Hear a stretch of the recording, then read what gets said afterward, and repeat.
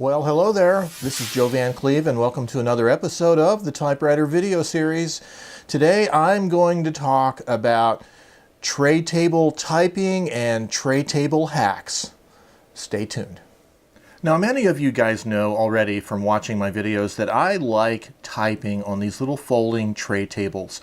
And the reason why is because it offers a semi-portable or mobile writing desk experience, not in the sense of being able to take it out and about around town, but just around your house. You can move it to whatever room you want, sit in the living room, in the den, the kitchen, or in your office or whatever. It just makes for a flexible writing experience. Now, we all probably know about the classic metal typing tables, typewriter tables, that were used a lot in offices back in the classic era of the manual typewriter. And a lot of those tables are still available, and they usually have some kind of wheel system that enables you to roll them around, and then you push a lever with your foot oftentimes, and the table rests down on its hard legs so it's stable so you can type on it. One of the most important things about typing tables of whatever kind you use is getting the right height. So let's look at the height issue I have with my little folding tray tables. So this is the typing posture I have, sitting in a normal height chair with my tray table. This is the Facet 1620 medium-sized portable typewriter. And you'll notice one of the differences between typewriters and computer keyboards is the slope of the manual typewriter keyboard is a lot steeper on a lot of keyboards, a lot of typewriters. Now, with some ultra portables, they're flatter, but a lot of these medium-sized typewriters have a steep sloping keyboard, and I find with a tray table, which is lower than a desk, and a normal seated chair, I find that my wrists end up being kind of bent here. And in other words, the typewriter is a little low for my purposes. It doesn't feel real comfortable. Now, just for reference for this discussion, the tabletop surface of this tray table is about 26 inches above the floor. Now, oftentimes, I will be using my tray table adjacent to my main desk, and I'm going to be sitting in this high-backed office chair.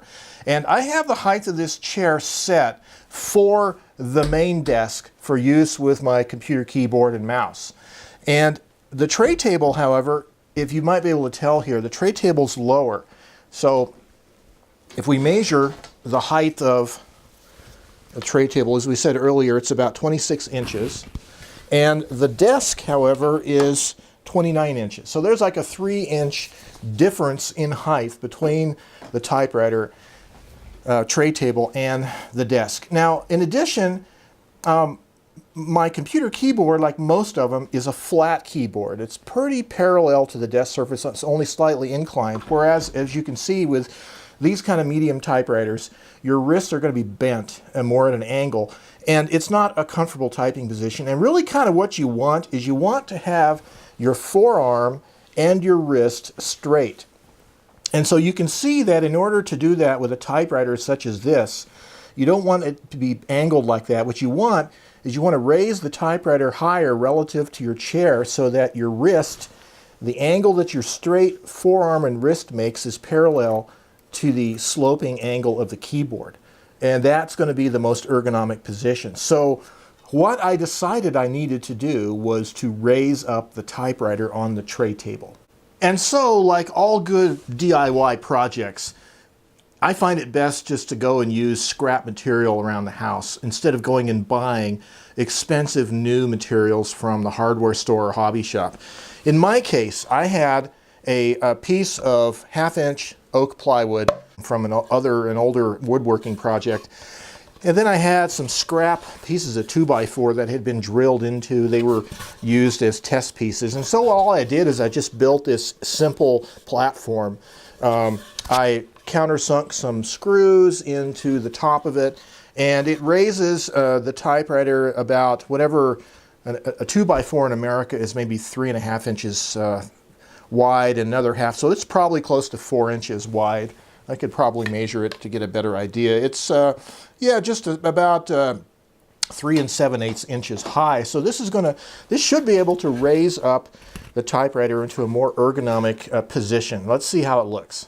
And this is the platform set upon the tray table right here. Now, one of the first things I was worried about was, well, is this piece of wood, it's a scrap piece of wood, and so you don't really have your choice sometimes on how big it is. Is it going to be big enough for the bottom of the typewriter? And as it turns out, it's plenty big enough, because on this particular Facet 1620, the support feet are from here to here along the depth of the typewriter. So it's plenty big. The keyboard kind of overhangs the front of the typewriter. So you can actually center the rubber feet on this particular platform, and your keyboard cantilevers out. I actually set it a little bit back. And I was also concerned about whether the platform would be wobbly, but as it turns out, it's extremely solid. The only movement you see is actually from the legs of the tray table itself. This is one of these folding wooden tray tables. So it's very rigid, and then I have this felt, it's actually a carpet pad with a rubbery bottom. And the wooden platform does not slide around at all on that platform, on that pad. And also, surprisingly, with this particular typewriter, the rubber feet are still in good enough condition that it doesn't slide around at all on the wood itself. Now, various typewriters, you're going to find the condition of their feet vary from good to bad. And so if you do this, you might have to get a thin sheet of rubber from the hardware store and glue it down to the top of this platform just to make sure. But for this particular typewriter, I don't need to do that. Now let's take a look at the ergonomic position. Hey, what do you think of that? Look, see how the angle of my wrist and forearm is straight, and it's parallel to the keyboard now, and it's at a very comfortable position for me to type at, like that. Let me go thread up my Teletype paper and let's start doing some typing.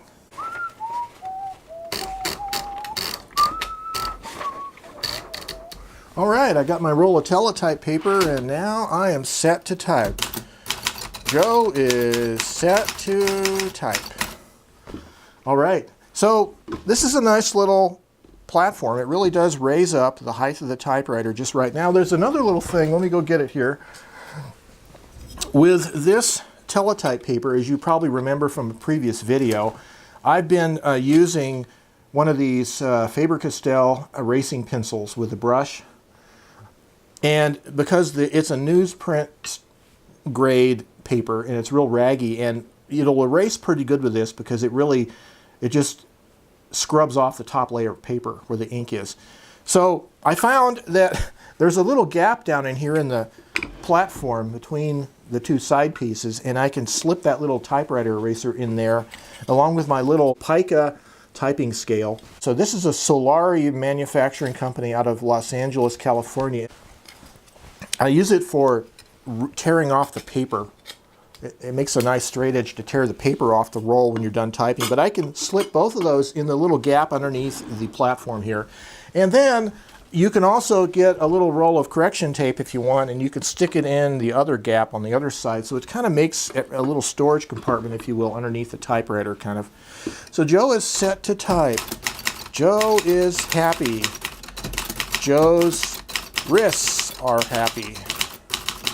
Yeah, so when you're typing, you have to think about the ergonomics of it. These keyboards on a lot of these older typewriters were sloped a lot more than on the new computer keyboards. So your ergonomic position is going to be different.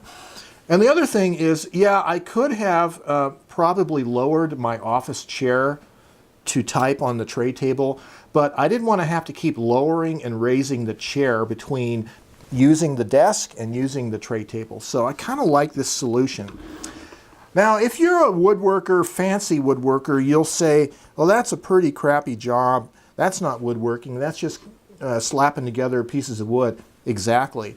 You're more apt to actually make one of these, even if you don't have real woodworker skills, if you're able to accept the fact that, hey, it's just going to look like some pieces of wood thrown together. And if you want to throw some paint on it or some varnish or lacquer, or plaster it in wallpaper or whatever, however you want to decorate it, that's fine. I think I'm going to leave mine bare wood for now. Since we're talking about it, I might as well show you the close-up of this. This is this typing scale, the Solari typing scale. So on one edge of the scale is a guide for your letter spacing along your lines. And then on the other side of the scale is a guide for your line spacing, your vertical line spacing on your piece of paper. And it does work. It's quite accurate. I've measured it against several different machines that are pica font, and it works quite well. I just don't really know what they were used for. Why would you need to measure the line spacing and character spacing on a typed sheet with a scale like this? So I'm not really sure why they were used, but they were used in the old typing era. But that's not what I use mine for. What I use this for is on the endless roll of teletype paper for tearing off the paper. Let me show you. So when I'm done with my typing piece, this is just a scrap of test typing, I will flip. Actually, I don't even need to do that. I keep the paper bale down. I hold it by the little handle, and I center it on the page, either side, push the blade of the scale down against the rubber platen, and then it makes a nice even little tear. So it makes it for real handy use with this teletype paper for tearing off the paper when you're done. And sometimes it's a short little one-liners, and other times it's a scroll of paper 3 or 4 feet long. And since we're on the subject of tray tables, and I mentioned my roll of teletype paper, I've covered this in more thorough detail in a previous episode of this series, but just to show you once again, another DIY kind of an idea was how to use a roll of teletype paper with my folding tray table. And all I did is took an old broom handle that fits through the cardboard core of this teletype paper, and I cut it long enough so that it'll straddle the legs of my tray table, the scissor legs. And then I simply got some flat things. These happen to be round discs of foam core board, but you could use square pieces of plywood, thick cardboard, corrugated cardboard, whatever. You just want to put a small hole in the end of each end of the dowel, and put a wood screw into the dowel to hold your disc. And what these two discs you do, or you could use rectangular or square pieces of material. They don't have to be round. But what they do is they simply straddle the legs of the tray table, and it keeps the roll secured in the scissor joint of the table, the folding table. And it makes for a real nice, convenient way to hold your teletype paper. So I have this default teletype paper set up on this tray table. So for whatever typewriter I'm using, I'll be able to do this rough draft, creative stream of consciousness writing without having to worry about threading up a sheet of paper and stopping to change the paper after you get to the bottom of the page. I leave the teletype paper threaded up in the machine. I cover it with a decorative towel just to keep the dust off. And whenever I feel like writing, I pull the table up to my chair, I pull off the towel, and I start writing. So nice and quick. So this has been Tray Table Hacks, Tray Table Typing Hacks. This is Joe Van Cleve, and you guys have yourselves a great day. Well, hey, one more thing I wanted to quickly announce to you guys is I've been working on this for a couple of months now, and the first ever Albuquerque Type-In. Yes, the first ever Albuquerque Type-In is a go, and it's scheduled for April 23rd, 2017. It'll be held at Nexus Brewery, which is located at 4730 Pan American Freeway Northeast. And so you will come to the Type-In, try out typewriters, bring your own typewriters. Food and drink is available at Nexus Brewery. If you like chicken and waffles, if you like fine handcrafted beverages, eat, drink, type. April 23rd, Sunday afternoon, starting at 1 p.m. in Albuquerque. The Type-In is a go.